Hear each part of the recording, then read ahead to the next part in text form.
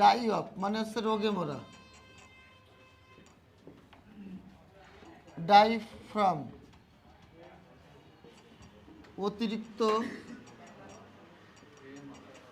অতিরিক্ত কারণে মরা, অতিরিক্ত কোনো কারণে মরা। তারপর ডাই ইন শান্তিতে, শান্তিতে অবলিক ঘুমের মধ্যে,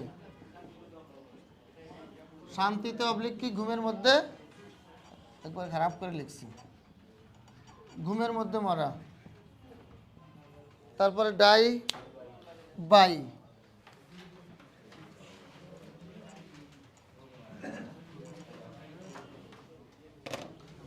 লেখেন ডাই বাই দুর্ঘটনা বা আত্মহত্যা। তারপরে ডাই ফর দেশের জন্য, এগুলো বেশি ইম্পর্টেন্ট, দেশের জন্য অবলিক আত্মত্যাগ,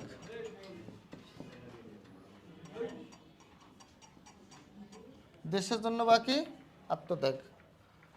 এই পাঁচটা দিয়ে ডাই দিয়ে বেশি আসে। তাহলে ডাই অফ মানে রোগে মারা, ডাই ফ্রম অতিরিক্ত কোনো কারণে মারা, যেমন he died of cancer, AIDS, COVID, dysentery, cholera. অথবা die from he died from over eating, over study, over thinking, over writing, ঠিক আছে, অতিরিক্ত কোনো কিছু। তারপরে he died in peace, he died by accident বা road accident, he died for mother tongue.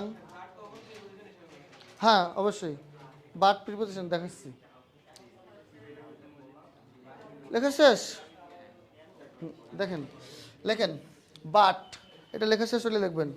ভাই উদাহরণ আর লেখালাম না বুঝছেন, কারণ উদাহরণ লেখাতে গেলে সময় নষ্ট হবে, মুখে মুখে বলে দিই ইম্পর্টেন্ট রুলসগুলো সব আপনাদের আয়ত্তে আসুক, সেটাই আমার দরকার। আমরা বাটটা নিয়ে একটু কথা বলে আসি।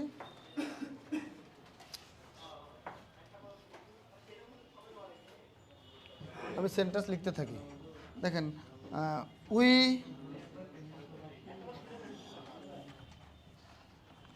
লেখেন হোয়াট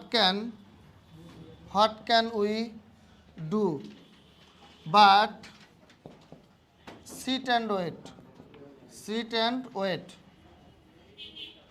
এটা 41তম বিসিএস কোচিংয়ের একটা question. What can we do but wait and sit. তারপর লিখব we study hard, we study hard but did not succeed. তারপরে লেখেন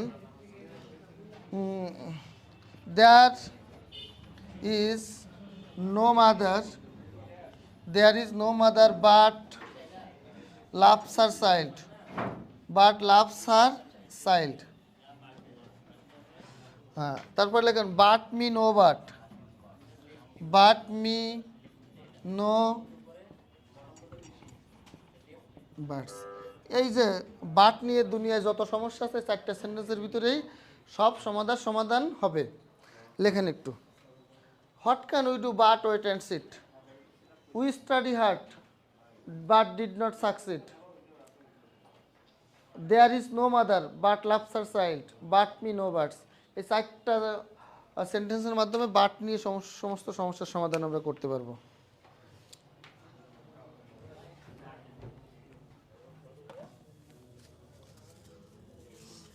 লেখা শেষ? হ্যাঁ, এবার লেখা শেষ হলে নিচে একটু স্টার দিয়ে একটা বাংলা লিখবেন। বাট অর্থ মানে বাট ছাড়া বা লেখেন বাট ছাড়া বা ব্যতীত অর্থে প্রিপোজিশন, এটুকু লেখেন।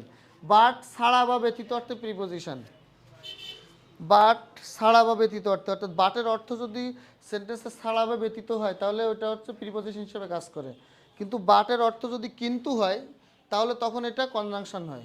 ঠিক আছে, আমি 4টা সেন্টেন্সের অর্থ বলবো, আপনাদের ক্লিয়ার হয়ে যাবে। তাহলে বাটের অর্থ যদি ছাড়া বা ব্যতীত হয় তাহলে সেটা কি হয়ে যায়, বাটটা প্রিপোজিশন, কিন্তু বাটের অর্থ যদি কিন্তু হয় তাহলে সেটা কনজাংশন হয়। লেখা শেষ হলে আমি বুঝাবো। এই 4টা সেন্টেন্স পরীক্ষায় আসা বিগত সালে একাধিকবার। দেখেন হোয়াট ক্যান উই ডু, আচ্ছা বলেন তো কনজাংশনের কাজ কি? দুইটা ক্লজকে যুক্ত করে না, কিন্তু প্রিপজিশনের কাজ কি? ওয়ার্ডকে যুক্ত করে, কনজাংশনে যুক্ত করে, অর্থাৎ এক পাশে একটা ক্লজ থাকে, আরেক পাশে ওয়ার্ড থাকে। আর কনজাংশনের ক্ষেত্রে হচ্ছে দুই পাশে আলাদা আলাদা কি থাকতে হবে? ক্লজ থাকতে হবে, তাই না? তাহলে দেখেন, আমি যদি বলি what can we do but wait and sit, আমরা কি করতে পারি? অপেক্ষা করা, বসে থাকা ছাড়া। দেখেন এখানে হচ্ছে we study hard, we did not succeed. এখানে একটা উইকে কি করা হয়েছে? বাদ দেওয়া হয়েছে না? অর্থাৎ এই উই দুই পাশে আমরা সাবজেক্ট, যেমন আমরা সমীকরণের এ পাশে ও পাশে মিলে গেলে বাদ দিয়ে দিই না? এই জন্য এখানে উই দিলেও চলবে, না দিলেও চলবে। তাহলে দেখেন এই পাশে একটা ক্লজ বসছে না, এই পাশে একটা ক্লজ। তাহলে এইটার অর্থ দেখেন, what can we do but wait and sit, আমরা কি করতে পারি? অপেক্ষা করা এবং বসে থাকা ছাড়া।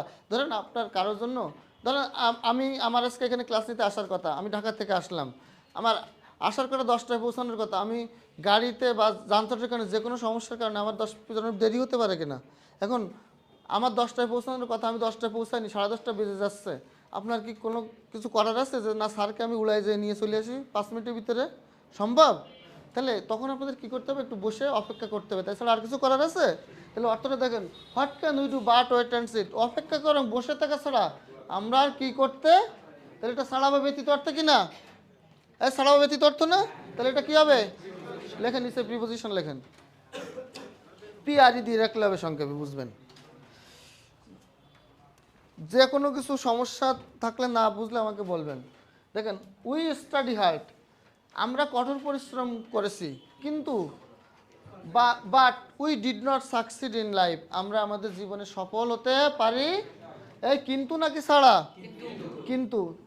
আমরা স্টাডি করেছি কিন্তু সফল হতে পারি নি। তাহলে এটা কি হবে? কনজাংশন, কিন্তু অর্থে। আপু বুঝছেন? কিন্তু লেখেন, দেখেন দেয়ার ইজ নো মাদার, সেখানে কোনো মা নাই, বাট লাভস হার চাইল্ড, যে তার সন্তানকে ভালোবাসে।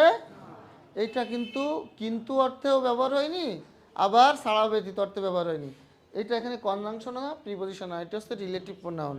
এইটার অর্থ হচ্ছে হু ডাজ নট। এই বাট কার পরিবর্তে বসছে? হু ডাজ নট, লিখে রাখেন, এটা হচ্ছে রিলেটিভ প্রোনাউন। অর্থাৎ হু ডাজ নটের পরিবর্তে বাট বসানো হয়েছে। ওই বাট মানেই হচ্ছে হু ডাজ নট রিপ্লেস করে বাট হয়েছে। ভাই কথা বোঝা গেছে তো? তাহলে এটা মূলত রিলেটিভ প্রোনাউন। আর ওই বাটটা বাট না, ওই বাটটা হচ্ছে হু ডাজ নট রিপ্লেস করে বসছে। দেখেন বাট নি নো বার্ডস, বিগত সালে কয়েকবার এসেছে এটা। এই বাটটা হচ্ছে ভার্ব, এই বাটটা কি? তাহলে এটা একটি ইম্পারেটিভ সেন্টেন্স। এটার অর্থ হচ্ছে কিন্তু কিন্তু করো না। এই বাট মানে কিন্তু, আর এই বাট মানে কিন্তু কিন্তু করা। এই বাট মানে কি? তাহলে বাট মি নো বার্ডস, কিন্তু কিন্তু করো না। তার মানে অত আপনার কোনো ফ্রেন্ডে আপনি বললেন দোস্ত চল আজকে একটা ঘুরতে যাব, মনটা ভালো লাগতেছে না, হ্যাঁ চল আজকে একটু পার্কের থেকে ঘুরে আসি। আমি রংপুরে প্রথম এই কালকে তাজহাট জমিদার বাড়ি আর এই চিটলি পার্কে গেছিলাম। দেখা যাচ্ছে আপনার কোন ফ্রেন্ডে বললেন চল দোস্ত আজকে ভালো লাগতেছে একটু পার্কের থেকে ঘুরে আসি, ও বলছে না যাবো না। বলছে চল দোস্ত আমার অনেক খারাপ লাগতেছে, তুই আমার সাথে একটু চল, মনটা ভালো হয়ে যাবে না। তো বলছে না, বলছে কোনো কিন্তু কিন্তু হবে না, আট আমার সাথে আট, ওট বাইকের পিছনে ওট। এই যে কিন্তু কিন্তু করো না মানে কোনো আপত্তি করলে হবে না, আমি যা বলবো সেটা শুনতেই হবে। এটা হচ্ছে কিন্তু কিন্তু করো না, কথা বোঝা গেছে? কোনো কিন্তু কিন্তু না, আমার সাথে যাইতেই হবে, এটা হচ্ছে কিন্তু কিন্তু। তাহলে এটা হবে ভার্ব, এটা কি? এটা কি হবে? নাউন। কারণ ডিটারমিনারের পরে কোনো একটা ওয়ার্ড বসলে কি হয়? নো একটা ডিটারমিনার, তাহলে এরপরে বাট। এই কথা বোঝা গেছে? তাহলে এটা ভার্ব, এটা কি? এই সাইডটা থেকে আপনাদের ঘুরে ফিরে কোশ্চেন আসে, আপনাদের আসতে পারে উপ যদি বাট থেকে কোশ্চেন দেয়।